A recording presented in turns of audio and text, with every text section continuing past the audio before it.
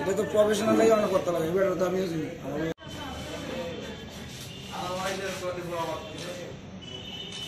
এমনি দাঁড়ায় না পিসির দিকে হাত দিয়ে খাবো যত পারে হবো যত পাইব।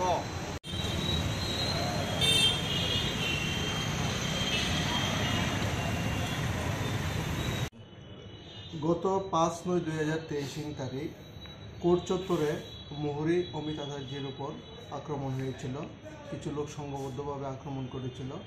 পরবর্তী সময় আন্ডার ট্রিটমেন্ট অবস্থায় 12/9/2023 তার মৃত্যু হয় এবং এর ভিত্তিতে অমিত আচার্যের পিতার কমপ্লেনের ভিত্তিতে আমরা একটা কেস রেজিস্টার করি 174/2023 আন্ডার সেকশন 302/34 IPC।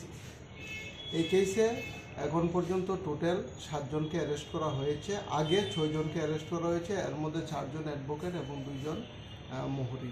আর আজকে আরেকজন অ্যাডভোকেটকে আমরা অ্যারেস্ট করেছি, তার নাম বিভাস দেববর্মা। সে ঘটনার পর থেকেই পালাতক ছিল। আজকে আমাদের কাছে একটা খবর আসে সে বাড়িতে এসেছে।